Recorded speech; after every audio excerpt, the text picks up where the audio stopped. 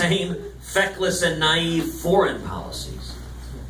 In fact, the very same countries, Russia and Iran, openly laughing at and mocking the President of the United States.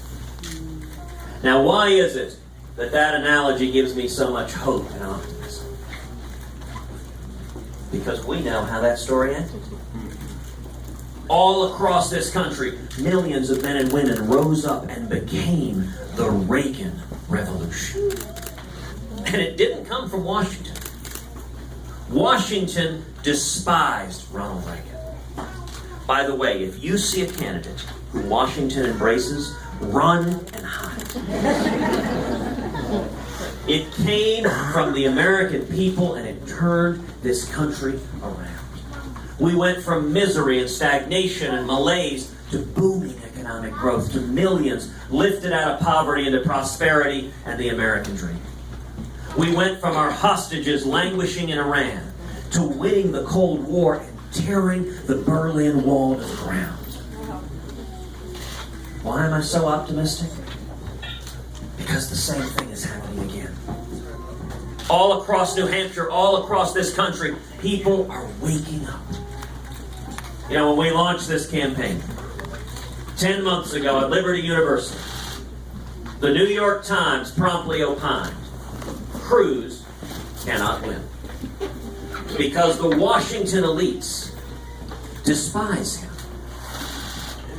I kind of thought that was the whole point of the campaign. Listen, if you think Washington is doing great, that we need to keep headed in the same basic direction, keep making deals and going along to get along, then I ain't your guy. On the other hand, if you think Washington is fundamentally broken, that there is a bipartisan corruption of career politicians in both parties that get in bed with the lobbyists and special interests and grow and grow and grow government, and we need to take power out of Washington and back to we the people, that is what this campaign is all about.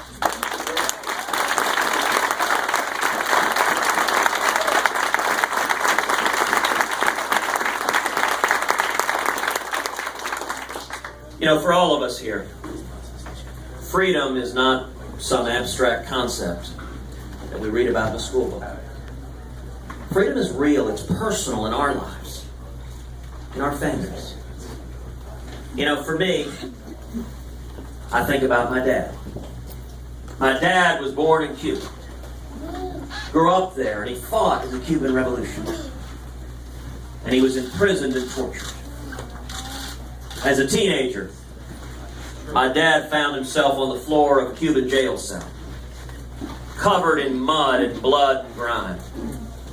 His nose was broken. His teeth were shattered out of his mouth. And he remembers thinking at the time, I don't have any kids. Nobody depends on me. It doesn't matter if I live or I die.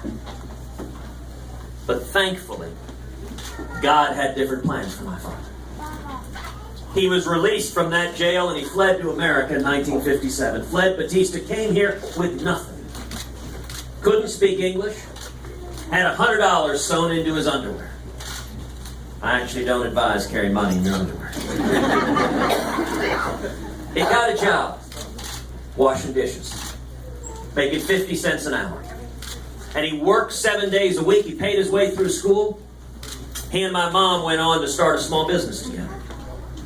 So I grew up in Texas as the son of two small business owners, seeing the ups and downs, the triumphs and challenges of running a small family business.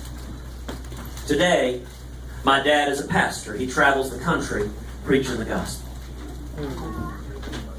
When I was a kid, my dad used to say to me over and over again, when we faced oppression in Cuba, I had a place to flee to. If we lose our freedom here, where do we go?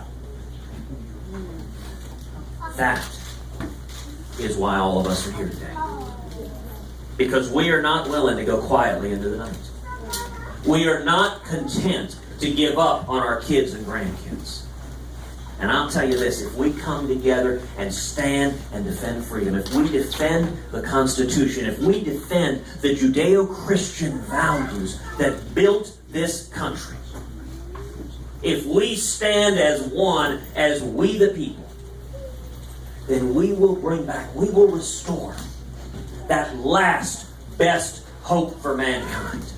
That shining city on a hill that is the United States of America.